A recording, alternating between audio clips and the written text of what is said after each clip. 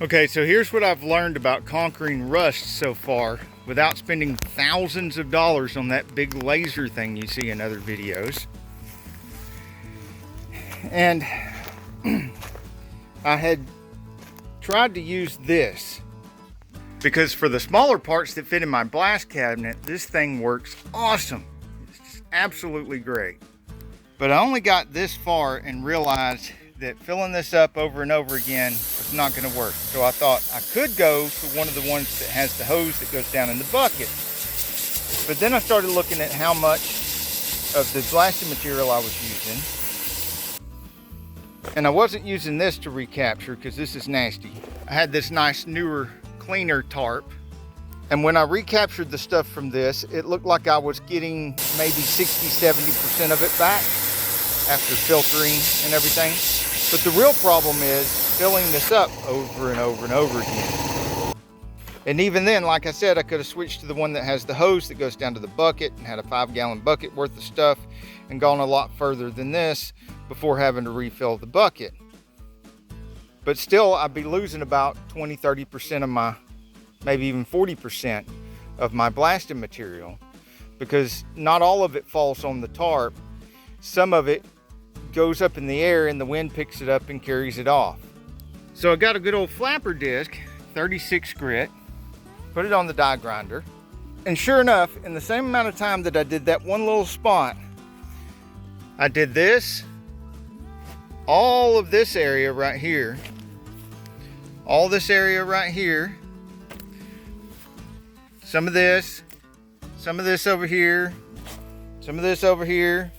But as you can see, this is not nearly as perfect as this, because this gets way down in the pits and everything. So what I figured out was that I can go over this whole piece with that flapper wheel and then go back over it with this and hit these deep pits like that right there. And I don't use nearly as much material for just going back over and catching these deep pits and stuff.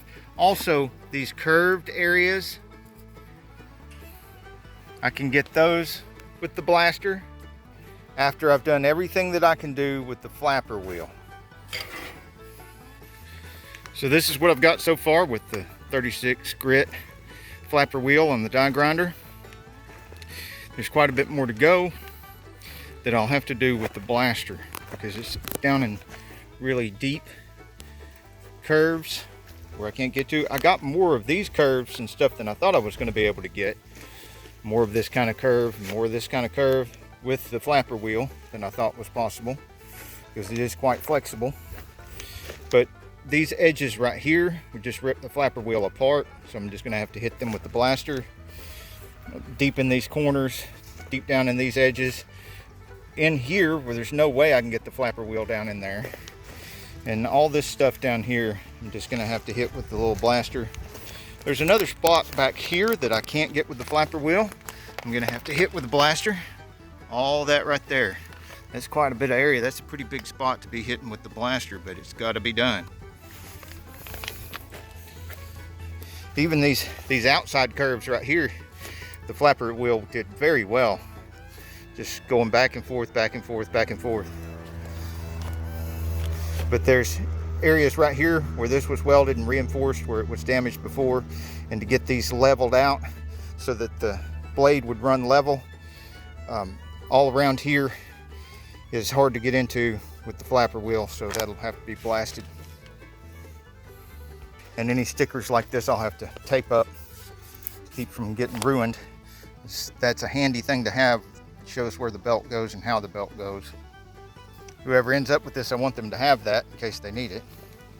Stuff like these, I'm going to take emery cloth and get around it and buff it out. Same thing with this here. And I'm going to hit these with the yellow when I yellow everything else out. I don't know why they didn't use stainless steel on these or something, because they're just regular steel. I'll hit this part with the spring with the blaster. So it's almost done now. And this thing is working pretty darn good. I still wish I had the hose that goes down in the 5-gallon bucket so I wouldn't have to fill this up. But it is working. It's doing pretty darn well. And it may not look that great by comparison when you look at this. I'm not sure how well it's showing up on the camera. It's doing a real good job, and when you get to a spot where there still really is rust, you can really notice the difference. Like right here, see how dark that is? And there's a little spot right there, really dark. That's where the rust is still at. I need to hit that. Hit this dark spot right here. That corner looks like it's been hit a little bit, but not enough. And well, right in there, need to get that a little bit more. And maybe go across this right here where it had that deep scratch. That looked like it was just a scratch through the paint right here, but when I got down in there, you could see there was rust up underneath the edge of the paint on both sides quite a bit, so I'm glad I took all that off. I'm going to blast all these scratches a little bit more to see just how deep we can get in there and make sure that we don't have another spot like this was right here.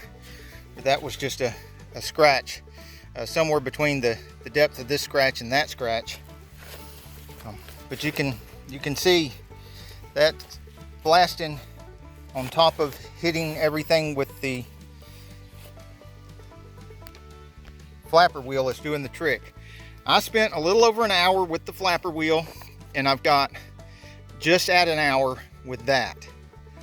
So a little over 2 hours so far, and I'll probably spend another 30 minutes to an hour with that, just making absolutely sure I'm done.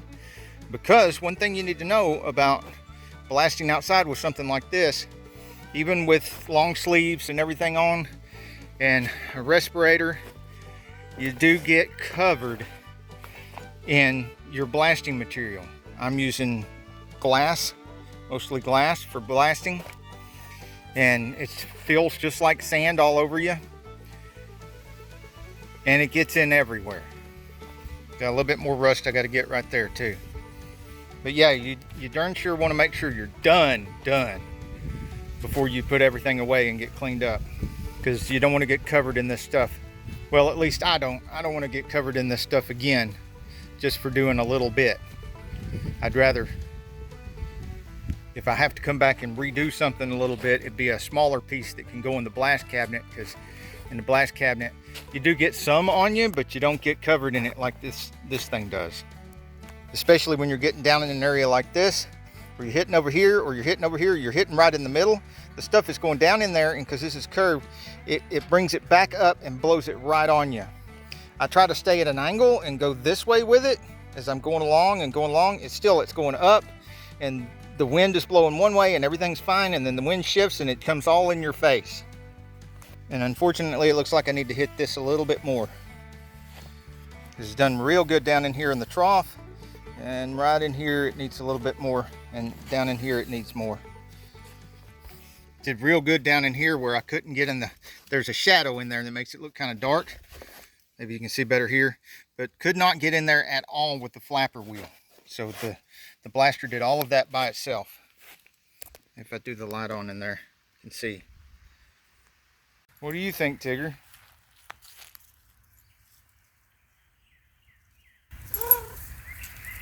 Hey, if you like this video, we got a whole lot more. We got tool reviews, we've got repair videos, we've got show car videos, hot rods, mod rods, you name it. If it's got wheels on it and an engine, it's probably on this channel. So subscribe, like, and binge watch Saneauto. Do not attempt anything you see or hear in this video. Serious injury or death may occur. Saneauto and/or Victor Sane cannot guarantee against improper use or unauthorized modifications of this information. Saneauto and/or Victor Sane assumes no liability for property damage or injury incurred as a result of any of the information contained in this video.